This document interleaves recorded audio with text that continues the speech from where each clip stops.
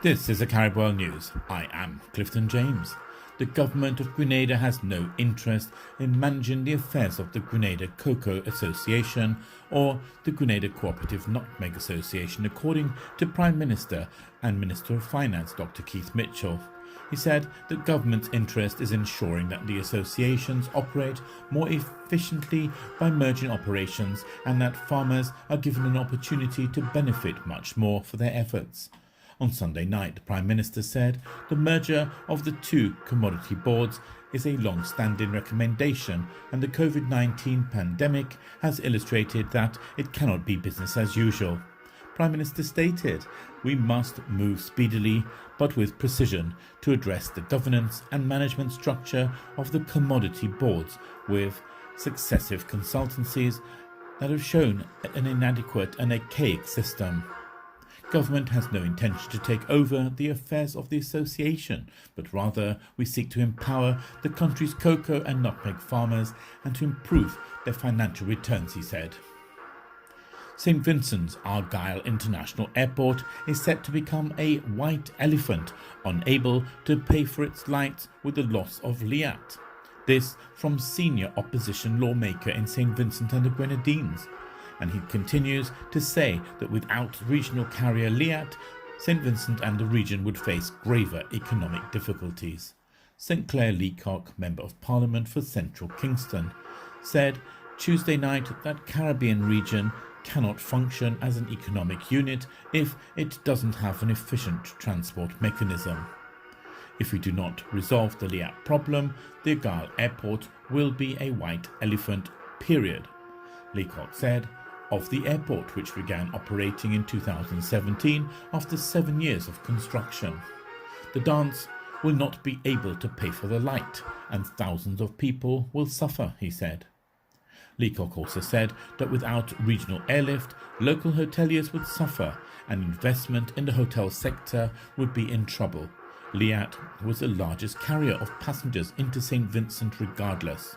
Even now, the projections are on stream for hotels in Mount Wayne, Peter's Hope, Diamonds, Querquill Villas are running into hundreds of millions of dollars, NIS monies which have been spent $90 million.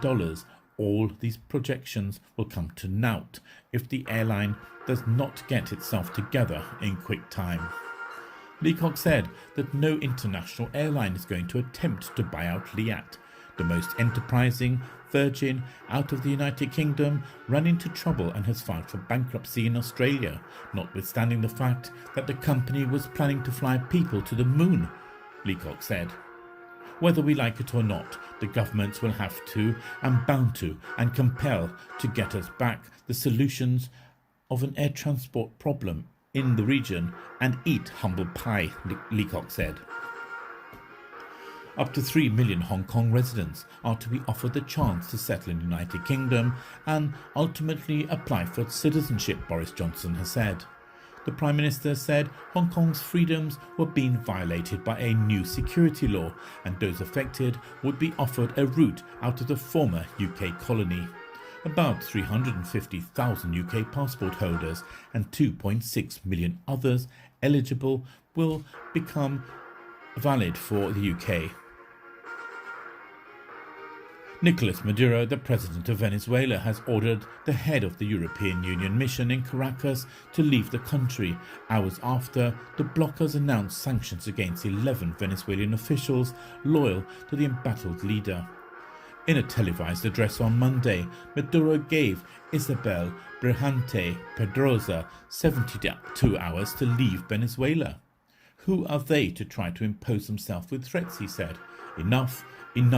This is why I have decided to give 72 hours to the European Union ambassador in Caracas to leave our country, and we demand respect from the European Union. Earlier on Monday, the EU imposed stiff financial sanctions on Venezuelan legislators and a court official, citing their actions against the democratic functioning of the country's National Assembly. A boat that sank on Lake Van in eastern Turkey is believed to have been carrying up to 60 refugees and migrants when it went down in stormy weather, Interior Minister Soliman Soylu said. Speaking to reporters in Van province on Wednesday, Soilu said authorities detained 11 people in connection with the incident, which the provincial governor's office said took place on Saturday. Search and rescue operations continue, he said, adding that 6 bodies have been recovered so far. He said a total of 11 people had been detained in connection with the tragedy. The boat, which had a capacity of 20, was overloaded and sank after it travelled nearly 8 kilometres, 5 miles in lake waters. The lake is near the border with Iran, from where refugees regularly cross into Turkey, heading west towards Europe. Haberturk television said the refugees and migrants in the boat were believed to be from Pakistan, Afghanistan and Iran.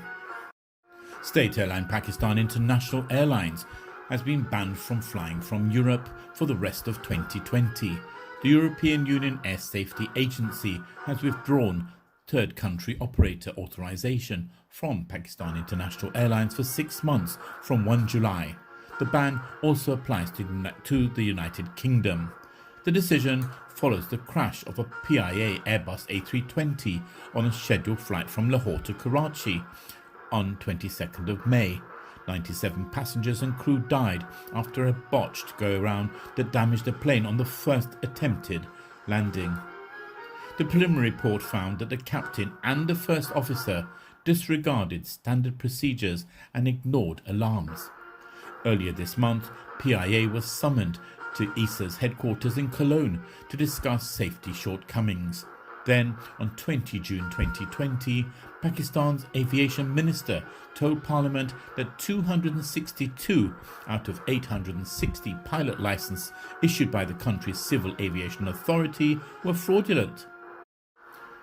More than half were held by pilots employed at PIA, though the airline said 36 of the pilots were no longer working for the airline. You're up to date. CaribWorld News.